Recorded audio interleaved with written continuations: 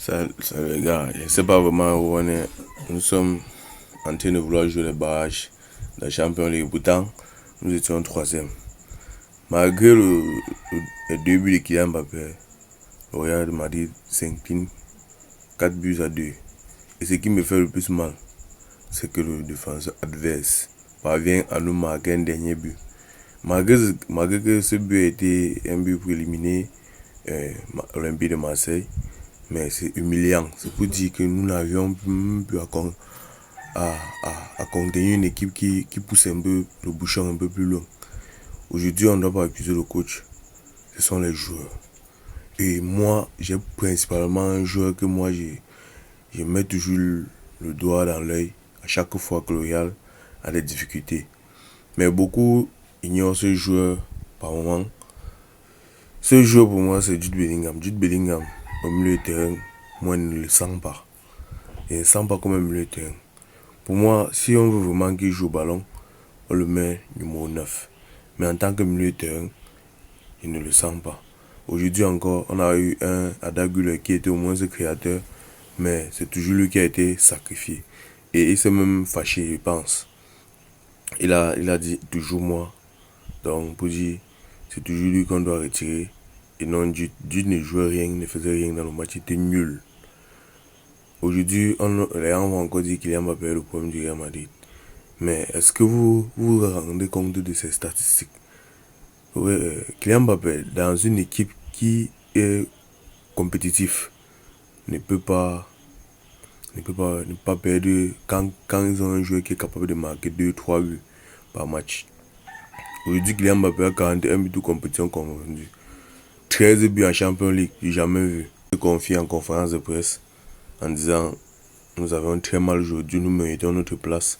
Et c'est très honteux de jouer les barrages, de passer par les barrages pour arriver en huitième de finale. Et il a raison.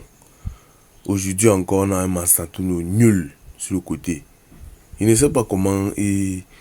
Bon, aussi vrai qu'il ne joue pas exactement à son poste, mais jusque-là, il est au moins gaucher, donc il pouvait bien s'adapter sur ce poste.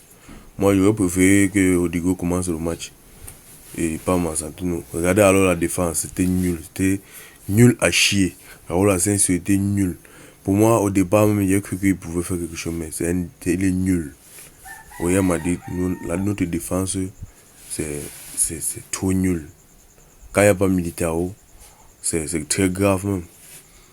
Hussein, un contre un, Hussein ne peut pas.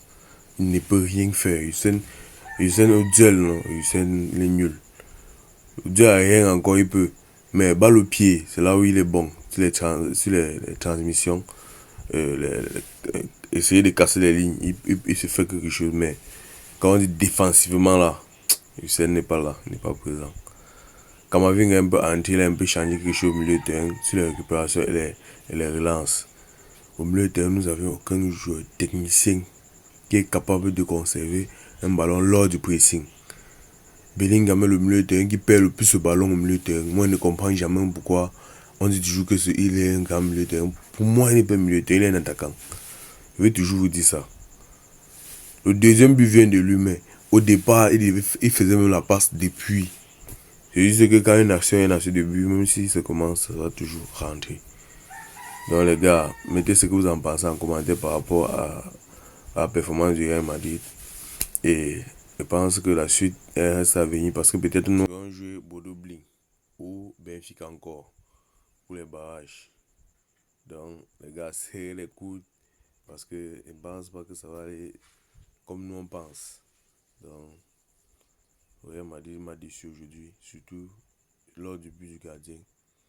Il était très mal en point. Les gars, ciao.